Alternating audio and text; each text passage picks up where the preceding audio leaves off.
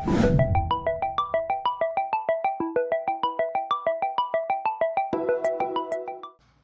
်္ဂလာရှိသောအခါသမယဖြစ်ကြပါစေ။ရိုဟင်ဂျာအရေးကြောင့်ဘင်္ဂလားဒေ့ရှ်နဲ့မြန်မာစစ်ပွဲဖြစ်နိုင်သလားဆိုတဲ့ခေါင်းစဉ်နဲ့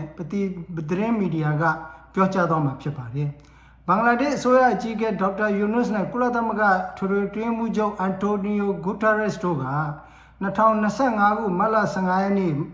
ဘင်္ဂလားဒေ့ရှ်ဒုက္ခသည်စခန်းမှာရိုဟင်ဂျာတွေနဲ့အတူဥပုပ်ဖြေရင်းနဲ့နောက်အစ်ကြရင်ရိုဟင်ဂျာတွေကိုကိုယ်အိမ်မှာကိုအစ်ပြန်လုံနိုင်ကြဖို့ဆုတောင်းပါတယ်လို့ဒေါက်တာယူနွတ်ကပြောကြားခဲ့တယ်။ဒေါက်တာယူနွတ်ကရိုဟင်ဂျာတွေလုံခြုံစိတ်ချစွာအိမ်ပြန်နိုင်ရေးအတွက် safe zone တစ်ခုလိုအပ်ကြောင်းကိုလည်းရခိုင်ကလေးကအခိုင်အမာပြောကြားခဲ့သူဖြစ်တယ်။အဲဒီခရီးစဉ်မှာအတူလိုက်ပါလာတဲ့ကုလသမဂ္ဂထွေထွေအတွင်းမှုချုပ်ကလည်းရိုဟင်ဂျာပြဿနာဖြေရှင်းရေးရဲ့တော့ချက်ဖြစ်တဲ့ရိုဟင်ဂျာတွေအိမ်ပြန်နိုင်ရေးကိုမဖြစ်မနေဆောင်ရွက်ရမှာဖြစ်ပြီးလိုအပ်ရင်AAနဲ့လည်းတွဲဆုံဆွေးနွေးမယ်လို့ထုတ်ဖော်ပြောဆိုခဲ့တယ်။ကုလသမဂ္ဂအကြီးအကဲက AAနဲ့ဆွေးနွေးမယ်လို့ပြောကြားချက်ကြောင့်ကုလသမဂ္ဂသည်ဒီဇဲအစိုးရကိုကြော်လွန်ပြီးအစိုးရစန့်ကျင်သူတွေနဲ့ဆက်ဆံရေးဖွင့်တာဖြစ်လို့နိုင်ငံတကာစည်းကမ်းကျင့်ဝတ်တွေကိုဖောက်ပြတယ်ဆိုပြီးပြင်းပြင်းထန်ထန်စန့်ကျင်ပြောဆိုတာမျိုးရှိပေမဲ့ယနေ့ကဘာကြီးလိုပြည်တွင်းစစ်တွေအကြီးအကျယ်နေရာအနှံ့ဖြစ်နေတဲ့ခေတ်ကာလကြီးမှာလက်ငင်းပြဿနာတွေကိုလက်တွေ့ကျကျဖြေရှင်းနိုင်ရေးအတွက်ကုလသမဂ္ဂကအစိုးရတွေကိုကြော်လွန်ပြီးစန့်ကျင်ဘက်အင်အားစုတွေနဲ့စကားပြောနေတာတိုက်ရိုက်ဆက်ဆံနေတာကတိတ်ထူးဆန်းတဲ့ကိစ္စမဟုတ်တော့ပါဘူး။ဗိုလ်ချုပ်ထွန်းမြတ်နိုင်ကိုယ်တိုင်ကလည်းပြည်တွင်းပြည်ပမီဒီယာတွေနဲ့တွေ့ဆုံတိုင်းသူတို့ပြန်လာကြဖို့လိုလားတယ်။သူတို့ဒီနိုင်ငံသားအခွင့်အရေးပြည့်ဝရရှိသင့်သူများဖြစ်တယ်လို့အကြိမ်ကြိမ်ပြောထားခဲ့ပါတယ်။လက်မခံနိုင်ဘူးလို့တစ်ခါမှမပြောထားပါဘူး။ရိုဟင်ဂျာအကြတဲ့ကိုဆယ်စုနှစ်နဲ့ရှီအောင်မဖြေရှင်းနိုင်တန်းရှိတဲ့ရိုဟင်ဂျာတွေလည်းအိမ်မပြန်နိုင်တဲ့အတွက်ကုလသမဂ္ဂထွေထွေညီလာခံကြီးကလည်း2025အခုနှစ်မကုန်ခင်မှာရိုဟင်ဂျာဆိုင်ရာအဆင့်မြင့်ကွန်ဖရင့်ကြီးကိုကျင်းပသွားမှာဖြစ်တယ်။2025ဧပြီ23-14ဘန်ကောက်မှာကျင်းပခဲ့တဲ့6ကြိမ်မြောက်ဘင်စတက်ညီလာခံမှာဘင်္ဂလားဒေ့ရှ်အစိုးရလုံခြုံရေးအကြံပေးနဲ့ရိုဟင်ဂျာဆိုင်ရာအထူးအကြံပေးအရာရှိဒေါက်တာခလီလာရာမန်နဲ့မြန်မာအစိုးရဒုတိယဝန်ကြီးချုပ်နဲ့နိုင်ငံခြားရေးဝန်ကြီးဦးတန်းရွှေတို့တွေ့ဆုံရမှာအရင်တုန်းကညတွေကိုအကြောင်းမျိုးမျိုးပြပြီးလက်မခံဖို့အစဉ်တစိုက်ညှဉ်းဆန်ခဲ့တဲ့မြန်မာအစိုးရဘက်ကရိုဟင်ဂျာ1,800,000ကိုပြန်လက်ခံဖို့အစဉ်သင့်ရှိကြောင်းရုတ်တရက်ပြောကြားလိုက်တဲ့အတွက်ပြည်တွင်းပြည်ပကိုလည်းလှုပ်ခတ်စေခဲ့တယ်။ဒီလိုရိုဟင်ဂျာတွေအိမ်ပြန်ရေးကိုနိုင်ငံတကာဆင်မြင့်တဲ့ပြည်တွင်းမှာပုံမိုလေးထားပြောကြားမှုတွေလှုပ်ဆောင်မှုတွေရှိနေစဉ်မှာပဲရိုဟင်ဂျာတွေအိမ်ပြန်ရေးအတွက်ဘင်္ဂလားဒေ့ရှ်အစိုးရကမြန်မာအစိုးရနဲ့စီစဉ်ရမှာလား AA နဲ့စီစဉ်ရမှာလားသို့မဟုတ်စကားစားနဲ့ရော AA နဲ့ရောနှစ်ဖက်လုံးနဲ့ညှိနှိုင်းဆောင်ရွက်ရမှာလားညှိနှိုင်းဆောင်ရွက်လို့ရောရမှာလားမရရင်ရောဘယ်လိုလုပ်မလဲဆိုတော့မေကုန်းတွေနဲ့အတူတစ်ဆက်တည်းပေါ်လာတဲ့အမြင်တစ်ခုကမလုံခြုံရင်ရိုဟင်ဂျာတွေကိုပြန်မလွတ်နိုင်ဘူးဆိုတဲ့ခိုင်မာပြတ်သားတဲ့အယူဆတစ်ခုကလည်းဘင်္ဂလားဒေ့ရှ်အစိုးရနဲ့အတူကုလသမဂ္ဂအပါအဝင်နိုင်ငံတကာတို့သဘောထားတူညီကြပါတယ်။ပြန်ကြဆိုပြီးဟိုရောက်မှပြေးကြလှုပ်လို့မဖြစ်နိုင်ပါဘူး။ပြန်မယ်ဆိုရင်နောက်တစ်ခါထပ်ပြေးရတဲ့အဖြစ်မျိုးအကြမ်းဖက်မှုမျိုးတွေထပ်မဖြစ်လာအောင်ပြန်တဲ့နေရာမှာလုံခြုံမှုကိုအမှခံနိုင်ရမယ်လောလောဆယ်နေဖို့စားဖို့အပြင်သူတို့တွေဘဝထူထောင်ရေးနိုင်ရေးကိုပါကူညီရပါမယ်။နှစ်ပေါင်း60နီးပါးအကြိမ်ကြိမ်လူရဲ့တပ်ဖြတ်မီးရှို့မောင်းထုတ်ခံရတဲ့ရိုဟင်ဂျာတွေအတွက်တည်ငြိမ်အေးချမ်းတဲ့ဘဝလေးတွေတိဆောက်ခွင့်ရတင်ပါပြီ။မြန်မာပြည်ထဲကိုမိမိသဘောနဲ့မိမိပြန်လာကြမယ်ရိုဟင်ဂျာတွေရဲ့လုံခြုံရေးကိုစကားတာဝန်ယူမလား။ AA ကတာဝန်ယူမလားဆိုတဲ့မေးခွန်းကလည်းလက်တွေ့ကြပါတယ်။သို့တော်လက်ရှိအနေထားအရရခိုင်ပြည်နယ်မှာစစ်ပွဲတွေဖြစ်နေစေဖြစ်တဲ့အပြင်တည်ငြိမ်တဲ့အစိုးရတက်လည်းမပေါ်ပေါက်သေးတဲ့အတွက်ရိုဟင်ဂျာတွေရဲ့လုံခြုံရေးကို AA ကလည်းတာဝန်မယူနိုင်သလိုစကားကလည်းတာဝန်မယူနိုင်ပါဘူး။ဒီတစ်ခါအဲ့ဒီအခါမှာပြန်လာကြမယ်ရိုဟင်ဂျာတွေရဲ့လုံခြုံရေးဘေးကင်းသော safe zone ဒေသတိဆောက်ရေးအတွက်ဘင်္ဂလားဒေ့ရှ်အစိုးရကောလက်တွေ့ကြဘာလုပ်နိုင်တယ်လဲဆိုတဲ့မေးခွန်းကတဘာဝကျစွာပေါ်ပေါက်လာပါတယ်။အဲဒီတော့ဘင်္ဂလားဒေ့ရှ်အစိုးရကရိုဟင်ဂျာတွေအိမ်ပြန်နိုင်ရေးအတွက် AA နဲ့ညှိပြီးလုပ်မလားစကားစားနဲ့ညှိပြီးလုပ်မလားနှစ်ဖွဲ့လုံးနဲ့တပြိုင်နဲ့ညှိပြီးလုပ်မလားဒါမှမဟုတ်ဘင်္ဂလားဒေ့ရှ်အစိုးရဥဆောင်ပြီးရိုဟင်ဂျာတွေအတွက် safe zone တစ်ခုကိုအင်အားသုံးဝင်ရောက်တိဆောက်မလားအဲ့လိုလုပ်ရင် AA နဲ့ကောစကားစားနဲ့ကောနားလည်မှုရယူနိုင်မလားဒါမှမဟုတ် AA နဲ့စစ်ဖြစ်နိုင်သလားဒါမှမဟုတ်စကားစားနဲ့ရောစစ်ဖြစ်နိုင်သလား ဒါမှမဟုတ် AA နဲ့စကားစပေါင်းပြီးတော့ဘင်္ဂလားဒေ့ရှ်ကိုပြန်တိုက်ကြမလားဆိုတော့မိကုန်းတွေသုံးသပ်ချက်တွေကလည်းပြည်တွင်းပြည်ပမှာရှန်ထွက်နေပါတယ်ဧပြီလ17ရက်2025ပုဂ္ဂလိကပိုင်းဘင်္ဂလားဒေ့ရှ် military.com ရဲ့ page မှာတင်ထားတဲ့ post တစ်ခုကရိုဟင်ဂျာတွေအတွက် safe zone တစ်ခုတိစောက်ဖို့နဲ့ AA ကိုကန့်သတ်စစ်ပွဲဆင်နွှဲဖို့ဘင်္ဂလားဒေ့ရှ်စစ်တပ်ကိုတင်ကဥဆောင်ရမယ်ဆိုရင်ဘာလုပ်မလဲဆိုတဲ့ post တစ်ခုကိုတင်ထားပြီးတော့အဲ့ဒီ post ကောက်ကဆွေးနွေးချက်တွေကလည်းအင်ပလန်စိတ်ဝင်စားကြကောင်းပါတယ်Nazgul Hassan Nabil ကအဆင့်50 phase 5ခုနဲ့အသေးစိတ်စစ်စင်ရေးကိုရေးထားတယ်ပထမအဆင့်မှာ AA တပ်စခန်းတွေကိုထောက်လှမ်းမယ်ဒုတိယအဆင့်မှာ AA တပ်စခန်းချို့ချေမုံမယ်လူတို့အသေးပြောက်နေအောင်ကြီးဆိုင်မယ်စစ်ခဏရတာဆွေးနွေးတာတွေလုပ်တဲ့လုံရင်းနဲ့မြန်မာအစိုးရတရုတ်အာဆီယံတို့နဲ့လည်းတန်တမာနီးရဆက်သွယ်မယ်အစောပိုင်းကာလမှာနိုင်ငံရေးအခြေအနေအရဘင်္ဂလားဒေ့ရှ်အစိုးရကဝင်တိုက်တဲ့သတင်းကိုဖုံးကွယ်ထားမယ်အဆင့်3မှာဘင်္ဂလားဒေ့ရှ်ရဲ့ကွန်မြူနီတီအမှတ်46စစ်တကောင်းချီမြန်တပ်ရင်းနဲ့ဘင်္ဂလားဒေ့ရှ်လေတပ်ကိုသုံးမယ်ဘင်္ဂလားဒေ့ရှ်နယ်ခြားစောင့်တပ်နဲ့ထောက်လှမ်းရေးတပ်တွေကိုအကူအဖြစ်သုံးမယ်82နာရီအတွင်း AA ရဲ့အမိန့်ပေးဌာနနဲ့ကြီးရိတ်ခါတူလောင်ယုံတွေကိုဖျက်ဆီးပစ်မယ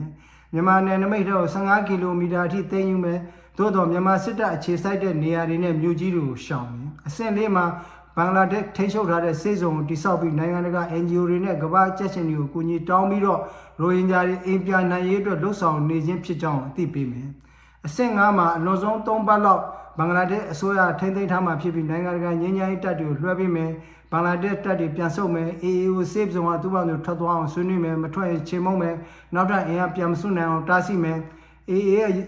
့ရိုဟင်ဂျာတွေပေါ်စစ်ရာဇဝတ်မှုတွေကိုဖော်ထုတ်မယ်ဘင်္ဂလားဒေ့ရှ်ရဲ့လုံခြုံရေးစိုးရိမ်ချက်ကိုနိုင်ငံတကာနားလည်လက်ခံနိုင်အောင်ရှင်းပြရမယ်လို့သူကပြောသွားတယ်ပေါ့နော်ဆိုတော့အဲ့ဒီအပေါ်မှာပဲ Michael Che ဆိုတဲ့ကြည်ရတဲ့ရခိုင်လူမျိုးနဲ့တူပါတယ်သူကတော့ AA ရဲ့စစ်ရေးစွမ်းအားကိုမင်းတို့စိတ်ကူးတော့မရဘူးတဲ့ကြီးရည်တွေတက်တွေရှိတယ်မြန်မာစစ်တပ်ကိုတော့ငါတို့မောင်းထုတ်ခဲ့တာဖြစ်တယ် AA မှာမဟာမိတ်တပ်တွေရှိတဲ့အတွက်ကြောင့်မင်းတို့ဘင်္ဂလားဒေ့ရှ်တေလောင်းကိုရွေးလိုက်တာဖြစ်သွားမယ်လို့ပြောတယ်နောက်ရိုရှာဟစ်အလုံဆိုတဲ့လူကသူကရိုဟင်ဂျာဖြစ်ဟန်တူတယ်သူကရိုဟင်ဂျာလူငယ်တွေက AA ကိုချေမုန်းဖို့အစဉ်သင့်ရှိတယ်သူတို့ကိုဘင်္ဂလားဒေ့ရှ်ကလက်နက်တပ်ပေးဖို့သာလိုတယ်လို့ဆိုတယ်Faizul Haq ဆိုတဲ့လူကမြန်မာပြည်ထဲဝင်ပြီးတော့ AA ကိုမတိုက်ခင်တဲ့ဘာဘာဒန်ဒေသမှာဩဇာလွှမ်းမိုးနေတဲ့ AA ကိုအရင်အမြင့်ဖြတ်မယ်လို့ရေးတယ်နောက် Mazarat Mushrif က AI နဲ့ ChatGPT ကိုသုံးပြီးတော့သူကစစ်ရေးပလန်ကိုတင်ပြတယ်သူရဲ့စစ်ရေးပလန်ကတော့ Nazgul Hassan Nabil ရဲ့အဆင့်50နဲ့အတူတူပဲဖြစ်ပေမဲ့သူကမြန်မာပိုင်နယ်ထဲကိုကီလိုမီတာ30အထိဝင်သိမ်းဖို့လိုအပ်ကြောင်းပြောသွားတယ်တခါSaki Fakar ဆိုတဲ့လူကအာဆာကိုလူအင်အားလက်နက်အင်အားဖြည့်ဖို့ပြောတယ်။နောက်အောင်ကျော်ဆန်ဆိုတဲ့လူကသူကဘင်္ဂလီလိုရေးထားတယ် Google ကိုဘာသာပြန်ခိုင်းတော့သူရေးထားတာကဘင်္ဂလားစိန့်မာတင်ကျွန်းနဲ့စစ်တကောင်းဒေသကိုအာရကန်ကပိုင်တဲ့အတွက်ကြောင့်စိန့်မာတင်ကျွန်းမှာရိုဟင်ဂျာတွေကိုနေရာချထားပေးတဲ့တယ်လို့ပြောတယ်။ Sabri M Tanak Isman ကသူကစစ်စင်ရေးညွှန်ကြားမှုလုပ်ခဲ့တဲ့သူပါလို့ဆိုပြီးသူရေးထားတဲ့စစ်စင်ရေးအဆင့်တွေကတော့အတော်လေးသိစိတ်ပါတယ်အတူချုပ်ကတော့ရခိုင်ပြည်မြောက်ပိုင်းကိုအပြင်းထန်ထိုးစစ်ဆင်ပြီး AA ကိုမလှုပ်ရှားနိုင်အောင်အရင်ဆုံးချေမှုန်းရမယ်ကြီးတက်ရေတက်လေးလာရေတက်အကုန်သုံးပြီးနယ်မျိုးထင်းရှုပ်ပြီးမှရိုဟင်ဂျာတွေအိမ်ပြန်နိုင်မှုလမ်းဖွင့်ပေးဖို့ဖြစ်တယ်တတ်မှတ်ထားတဲ့ကာလအတွင်းတတ်မှတ်ထားတဲ့နေရာမှာပြီးပြောင်းအလျင်အမြန်ထိုးစစ်ဆင်ရမှာဖြစ်ပြီးနိုင်ငံရေးအဖြစ်နဲ့အကြောင်းပြချက်ခိုင်မာဖို့လိုအပ်ကြောင်းပြောသွားတယ်နောက်တော့အောင်ကျော်သားဆိုတဲ့လူကမင်းတို့ဝင်ရင်မြန်မာစစ်တပ်နဲ့ရခိုင်စစ်တပ်ပေါင်းပြီးတော့ဘင်္ဂလားဒေ့ရှ်စစ်တပ်ကိုချေမှုန်းပြမယ်ငါတို့မြေငါတို့ရေငါတို့သိတယ်အမေရိကန်ကိုတာလီဘန်တွေမောင်းထုတ်ပစ်တာကိုသတိရပါပြောကြတယ်ဒါတွေကသူတို့ရဲ့အမြင်တွေသူတို့ရဲ့ခံစားချက်တွေပေါ့အဲ့ဒီသတင်းနဲ့မတူတဲ့နောက်သတင်းတစ်ခုကိုလည်းဒီဘင်္ဂလားဒေ့ရှ် North East News မှာဧပြီလ15ရက်နေ့ကသတင်းတော့ချန်ဒန်နန်ဒီကရေးထားတယ်သူကောင်းစဉ်ကအမေရိကန်ရဲ့ထောက်ခံအားပေးမှုနဲ့ဘင်္ဂလားဒေ့ရှ်စစ်တပ်ရဲ့ရခိုင်ပြည်နယ်စစ်စင်ရေးဆိုတဲ့ဆောင်းပါးသူကအမေရိကန်ရဲ့နောက်ကွယ်မှာထောက်ခံအားပေးမှုပေါ့နော် proxy war အနေနဲ့ဘင်္ဂလားဒေ့ရှ်တပ်မှ3ခုဟာ AA နဲ့ CNF လို့ခေါ်တဲ့ချင်းတပ်တို့ကိုလိုအပ်တဲ့အကူအညီတွေပေးပြီးရခိုင်ပြည်နယ်ကိုစစ်စင်ရေးစတင်မယ်နောက်ပြီးသူတုံးထားတဲ့စကားလုံးက beyond ဆိုတဲ့စကားလုံးတုံးထားတဲ့အတွက်ကြောင့်သူကရခိုင်ပြည်နယ်ထဲမကဘဲနဲ့ဒီစစ်အစိုးရပြုတ်ကျတဲ့အထိတဲ့ဥတီထားတဲ့ပုံစံမျိုးကိုသူကရေးထားတယ် အဲ့တော့ဒီစစ်စင်ရေးမှာဘင်္ဂလားဒေ့ရှ်အစိုးရကသူတပ်မှတ်3ခုဖြစ်တဲ့အမှတ်10အမှတ်19နဲ့အမှတ်24တို့ကို logistical support အနေနဲ့ဒါသုံးပြီးတော့ကိုယ်တိုင်ဝင်ရောက်တိုက်ခိုက်မှာမဟုတ်ဘူးလို့ဘင်္ဂလားဒေ့ရှ်အစိုးရရဲ့ထိပ်တိုင်းလုံခြုံရေးအရာရှိကအတည်ပြုထားတယ်လို့လည်းသူရေးထားတယ် logistical support ဆိုတာက drone တို့ဘာတို့ပေါ့သတင်းထောက်လှမ်းရေးတို့နောက်လိုအပ်တဲ့လက်နက်ခဲယမ်းတို့ဒါဒီဟာတွေပါတာပေါ့ရိတ်ခါတို့ကြီးတို့ပေါ့နော်ကိုယ်တိုင်သူစစ်သားတို့သူမလွတ်ဘူးဆိုတဲ့သဘောပေါ့နော်တော့ဒီစစ်စင်ရေးအတွက်တဲ့တက်နတ်ဒေတာမှာထောက်ပံ့ရေးတွေကိုအလုံးလောက်စုဆောင်းထားပြီး drone တွေကိုအဓိကထားပြီးသုံးစွဲမယ် Cox Bazar လေဆိပ်ကိုသုံးချမယ်လုံခြုံစိတ်ချတဲ့ aid corridor ထောက်ပံ့ရေးလမ်းကြောင်းကိုဖွင့်ပြီးတော့ရိုဟင်ဂျာ8000ကိုအရင်ပြန်ပို့မယ်လို့ရေးထားတယ်လက်ရှိဘင်္ဂလားဒေ့ရှ်နိုင်ငံကိုရဲ့လုံခြုံတဲ့နေရာမှာရောက်နေတဲ့ AA နဲ့ CNF ကိုယ်စားလှယ်တွေကဘင်္ဂလားဒေ့ရှ်အစိုးရအပြင်အမေရိကန်နိုင်ငံဆိုင်ရာမြန်မာနိုင်ငံဆိုင်ရာအမေရိကန်တမ်မှု Susan Stevenson နောက်အမေရိကန်ရဲ့အလဲပိုင်းနဲ့အရှေ့အာရှဆိုင်ရာလက်ထောက်အတွင်းမှု2ယောက်တို့နဲ့ဒီစစ်စင်ရေးကိုအသေးစိတ်စီစဉ်နေတယ်ဆိုပြီးတော့ရေးထားတယ်။နောက်ဘင်္ဂလားဒေ့ရှ်အစိုးရကလည်းအာဆာကိုလက်နက်တပ်ဆင်အင်အားဖြည့်ပြီးတော့အသုံးချဖို့စီစဉ်တယ်လို့ဒီသတင်းမှာဆိုထားတယ်။သို့တော့အမေရိကန်ကမြန်မာနိုင်ငံကိုဝင်မယ်မြန်မာအရေးကိုဝင်ဆွတ်မယ်ဆိုတာကတော့တကယ့်ကိုအခြေမြင့်မရှိမဖြစ်နိုင်တဲ့အယူချေပန်သတင်းဖြစ်တယ်မြန်မာပြည်ကိုအမေရိကန်ဝင်တရုတ်နဲ့တွေ့သွားမှာကိုအမေရိကန်ကောင်းကောင်းသိထားတဲ့အတွက်ကြောင့်လုံးဝမဝင်ရဲပါဘူးမိုင်းထောင်ရှိတဲ့အမေရိကန်ကတရုတ်ရဲ့နောက်ဖေးချံမြန်မာပြည်တွေကိုခြေတောင်မချရဲပါဘူးဆိုတော့မြန်မာကတိုင်ဝမ်မဟုတ်ပါဘူးဒါကအိန္ဒိယဘက်ကိုလိုက်ပြီးတော့တရုတ်စံကျင်ရေးလုပ်နေတဲ့အမေရိကန်ကိုမြှောက်ပေးနေတဲ့ခပ်ပေါ်ပေါ်ခတ်ချာချာတည်တပုတ်ဖြစ်တယ်ဒါပေမဲ့လူတွေကဒီဟာကိုအရေးထားပြီးတော့ဆွေးနွေးနေတဲ့အခါကျတော့အဟုတ်အမေရိကန်တက်ကြီးပဲလာတော့မလား AA နဲ့ CNF ကိုပဲအမေရိကန်ကအကူအညီတွေပေးတော့မှလားဆိုတော့ခတ်ယူခပ်ပေါ်ပေါ်လို့ပြောတာတော့စိတ်မရှိနဲ့ဒီတဲ့ကကမ္ဘာအဆင့်geopolitics ရအယူတော်မှဒီလိုအိမ်မက်မျိုးမမဲ့ဘူးဗျအဲ့လောက်အဆင့်ဖြစ်ပါတယ်ဆိုတော့ဒါကတော့ထားဖို့နော်ဆိုတော့အခုထပ်ပြီးပြဖြစ်လာလဲဆိုတော့တကယ်ရိုဟင်ဂျာတွေအိမ်ပြန်လာရေးကိုလက်ခံပါတယ်လို့အေရောစက္ကစတို့ကပါနှစ်ဖက်လုံးကတန်တမာရေးရအချင်းချင်းပြောနေကြတော့လေလက်တွေ့မှာအေကလည်းလက်မခံခြင်းတို့စက္ကစကလည်းလက်မခံခြင်းကြဘူးဆိုတာမြန်မာနိုင်ငံသားတိုင်းသိတယ်လို့နိုင်ငံတကာကလည်းသိထားပါတယ်အရင်တုန်းကလည်းရခိုင်ဒေသမတည်ငြိမ်သေးလို့လက်ခံလို့မရသေးဘူးလို့မြန်မာအစိုးရတွေကစက်တိုက်ပြောနေတယ်လို့အခုလည်းရခိုင်ဒေသမတည်ငြိမ်သေးလို့လက်ခံကျင်တော့လည်းလက်ခံလို့မဖြစ်နိုင်သေးဘူးလို့အေကပြောနေပါတယ်တည်ငြိမ်သွားရင်လည်းသူတို့နှစ်ဖွဲ့လုံးကမတည်ငြိမ်မှုတွေတမင်ဖန်တီးပြီးလက်မခံဖို့လုပ်ကြအောင်ပါမြန်မာအစိုးရအဆက်ဆက်ကရိုဟင်ဂျာတွေကိုမောင်းထုတ်မြေသိမ်းလက်သိမ်းညှဉ်းပန်းနှိပ်စက်တပ်ဖြတ်နေကြသလိုအခုရခိုင်အေစစ်တပ်ကလည်းရိုဟင်ဂျာတွေပေါ်မှာအလားတူထပ်တဲ့ကျင့်သုံးနေကြတုန်းဖြစ်တယ်မြန်မာအစိုးရကရိုဟင်ဂျာတို့ဖိနှိပ်လူရဲမောင်းထုတ်တပ်ဖြတ်မှုတွေမလုပ်ပါဘူးလို့ရိုဟင်ဂျာတွေကိုချင်းကြောင်မြူဆွဲပြီးပြောခိုင်းသလိုအေးရလည်းအခုခါမှာသူတို့ကိုဖိနှိပ်လူရဲမောင်းထုတ်တပ်ဖြတ်မှုတွေမလုပ်ပါဘူးလို့ရိုဟင်ဂျာတွေကိုချင်းကြောင်မြူဆွဲပြီးပြောခိုင်းနေပါတယ်လွန်ခဲ့တဲ့နှစ်ကအေးကိုထိုးစစ်ဆင်ရင်ပြစ်မဲ့ရခိုင်ရွာသားတွေကိုပြစ်တက်နေခဲ့တဲ့မြန်မာစစ်တပ်ကရခိုင်ဖွားကြီးကိုတဲပိုးပြစိတ်ကူပြတယ်လို့အခုခါမှလည်းအေးစစ်သားတွေကသူတို့တပ်ဖြတ်မောင်းထုတ်နေတဲ့ရိုဟင်ဂျာတွေကိုထမ်းပိုးကူညီပြစိတ်ကူပြကြပါတယ်မြန်မာစစ်တပ်တွေကရခိုင်တွေစီကလူယူထားတဲ့စံရိတ်ခါတွေကိုရခိုင်တွေကိုပြန်လှူပြတယ်လို့အေးကလည်းရိုဟင်ဂျာတွေစီကလူယူထားတဲ့စံရိတ်ခါတွေကိုရိုဟင်ဂျာတွေကိုပြန်လှူပြနေပါတယ်သူတို့နှစ်ဖွဲ့လုံးကမတည်ငြိမ်ရင်လည်းမတည်ငြိမ်လို့မလာနဲ့အောင်တည်ငြိမ်လာရင်လည်းမတည်ငြိမ်အောင်လုပ်ပြီးမလာနဲ့အောင်လောက်ကြအောင်မှဖြစ်တဲ့အတွက်ကြောင့်တည်ငြိမ်ခြင်းမတည်ငြိမ်ခြင်းနဲ့ရိုဟင်ဂျာတွေအိမ်ပြန်ရေးကိုဆက်ထားမယ်တည်ငြိမ်မှအိမ်ပြန်မယ်ဆိုရင်ရိုဟင်ဂျာတွေကသားစဉ်မြေးဆက်ဘယ်တော့ခါမှအိမ်ပြန်လို့ရမှာမဟုတ်ဘူးဆိုတာကိုသတိထားဖို့လိုပါတယ်လက်ရှိအနေအထားကိုသုံးသပ်ရရင်အခုအချိန်ဒီမှာမြန်မာဆွဲရလည်းအင်အားချင်းနေတယ်အေကလည်းရခိုင်ပြည်နယ်တစ်ခုလုံးကိုမသိမ့်ပိုက်နိုင်သေးဘူးအထိုက်မကျသေးဘူးတိုက်ပွဲတွေအနှံ့ဖြစ်နေတယ်ဒီအချိန်တွေမှာအေရောအစိုးရဘက်ကရောနှစ်ဖွဲ့လုံးကအုပ်ချုပ်မှုအာဏာကိုအခိုင်အမာမတိဆောက်နိုင်သေးဘူးအခြေအနေတွေကမရေမရာရှိနေသေးတဲ့အနေအထားဖြစ်တယ် ဒီလိုအခြေအနေမျိုးမှာရိုဟင်ဂျာတွေအိမ်ပြန်နိုင်ဖို့နီးနားမရှာနိုင်မဆောင်ရွက်နိုင်ရင်ရခိုင်ပြည်နယ်ကိုမြန်မာအစိုးရပဲချုပ်ကန်အေးရပဲချုပ်ကန်နိုင်သွားရင်ရိုဟင်ဂျာတွေပြန်လာဖို့ပိုလို့တော့ခွင့်လန်းနေတော့မှာဖြစ်တယ်အထက်ကပြောခဲ့သလိုတည်ငြိမ်သွားရင်လည်းမတည်ငြိမ်အောင်လုပ်ပြီးပြန်လာခွင့်ပေးမှာမဟုတ်ပါဘူးဘင်္ဂလားဒေ့ရှ်ကစစ်လိုလားတဲ့နိုင်ငံသူတစ်ပါးပိုင်တဲ့ကိုကျူးကျော်တိုင်းပိုက်လိုတဲ့နိုင်ငံမဟုတ်ဘူးဆိုတာကမ္ဘာကြီးကသိထားသူမြန်မာတွေလည်းသိထားကြပါတယ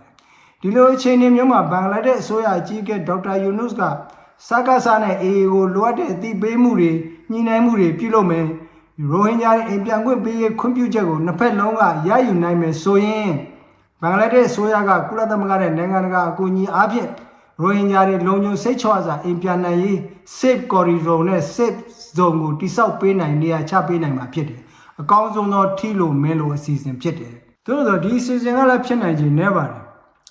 ်အေအေနဲ့စကားစားတို့ကအကြောင်းမျိုးပြကြမယ်လုံခြုံရေးအာမမခံနိုင်ဘူးလို့ပြောကြမယ်နောက်ဆုံးအဆိုးဆုံးအနေထားအဖြစ်ငါတို့နယ်ပြည်နိုင်ငံခြားတပ်တွေကျူးကျော်တာမခံနိုင်ဘူးဆိုပြီးတော့စန့်ကျင်တိုက်ခိုက်မှုတွေလည်းဖြစ်လာနိုင်ပါတယ်သို့မဟုတ်အေအေကလက်ခံပြီးစကားစားလက်မခံတာစကားစားလက်ခံပြီးအေအေကလက်မခံတဲ့အနေအထားမျိုးတွေလည်းဖြစ်နိုင်ပါတယ်ဒီလိုစကားစားအေအေကိုအခုလိုအရှိမကြမခိုင်မာခင်အခြေအနေကိုခွင့်ကောင်းမယူနိုင်ပဲတစ်ဖက်ဘက်ကလက်မခံနိုင်လို့ဘင်္ဂလားဒေ့ရှ်အစိုးရကရိုဟင်ဂျာတွေကိုအိမ်ပြန်မပို့နိုင်ဘူးဆိုရင်တော့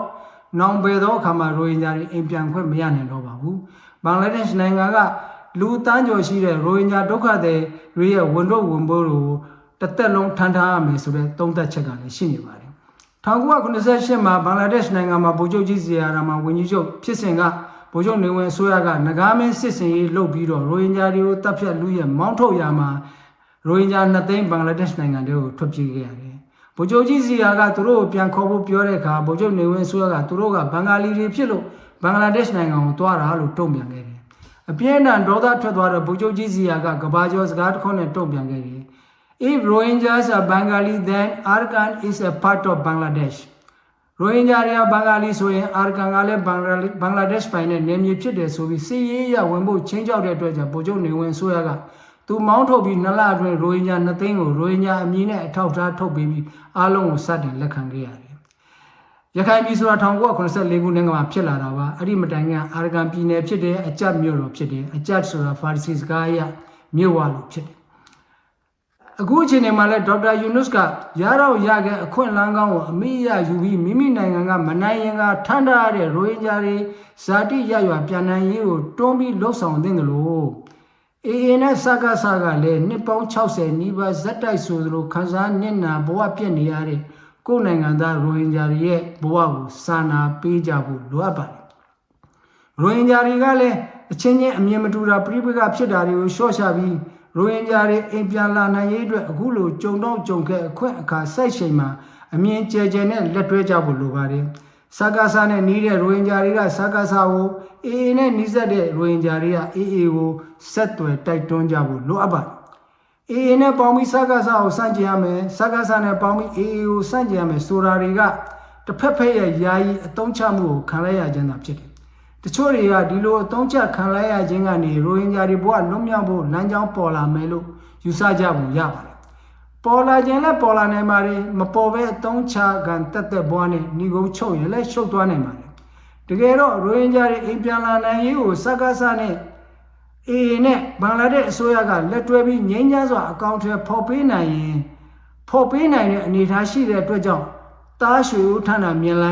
လိုက်ရသလိုအကောင်းဆုံးသောနီလန်ဖြစ်တယ်။ဒီနီလန်းကိုသာမဟာဗျူဟာတရားအဖြစ်ရိုဟင်ဂျာခေါင်းဆောင်တွေကအသေးကင်ဆွဲတတ်တယ်။နီးဗျူဟာအရအချိန်ခါပေါ်မူတည်ပြီးအဖွဲ့အစည်းတစ်ခုခုနဲ့ပေါင်းခြင်းခွာခြင်းစသဖြင့်ပြောင်းလဲကျင့်သုံးလို့ရပေမဲ့ဒီမဟာဗျူဟာအခြေခံမူကိုတော့အမြဲတမ်းလမ်းဖွင့်ပေးတတ်တယ်။သို့တော့ဒီလိုအင်အားစုအားလုံးနဲ့ညှိနှိုင်းသဘောတူညီမှုမယူနိုင်ရင်ဘယ်နီလန်းကလက်ရှိအနေအထားအရအသင့်တော်ဆုံးလက်တွေ့အကျဆုံးဖြစ်တယ်လေ။အေကရခိုင်ဒေသတစ်ခုလုံးကိုမထိရှုံနိုင်သေးလို့မဟာမိတ်လိုအပ်နေခြင်းအုပ်ချုပ်မှုကိုအခိုင်အမာမတိစောက်နိုင်သေးချိန်နဲ့နောက်တစ်ဖက်ဖြစ်တဲ့စကားစားကလည်းရခိုင်ဒေသတစ်ခုလုံးကိုမထိရှုံနိုင်လို့မဟာမိတ်လိုအပ်နေခြင်းအုပ်ချုပ်မှုကိုအခိုင်အမာမတိစောက်နိုင်ခြင်းမှာမှရိုဟင်ဂျာတွေအိမ်ပြန်ခွင့်ရရေးကိုရိုဟင်ဂျာခေါင်းဆောင်တွေက ဘင်္ဂလားဒေ့ရှ်အစိုးရအကူအညီနဲ့မယုံထွက်နိုင်ကြဘူးဆိုရင်နောင်သူတို့နှစ်ဖွဲ့တည်းကတစ်ဖွဲ့ဘက်ကအနိုင်ရလို့ဖြစ်ဖြစ်နှစ်ဖွဲ့ပေါင်းပြီးနားလည်မှုယူလို့ပဲဖြစ်ပေါ်လာမယ့်အခြေအနေတစ်ခုမှာရိုဟင်ဂျာတွေအင်ပြန်ရေးရပို့လို့တော့ခက်မယ်လို့ပို့လို့တော့ဝေးလိမ့်မယ်လို့ယူဆပါတယ်နားဆင်တဲ့အတွက်ကျေးဇူးတင်ပါတယ်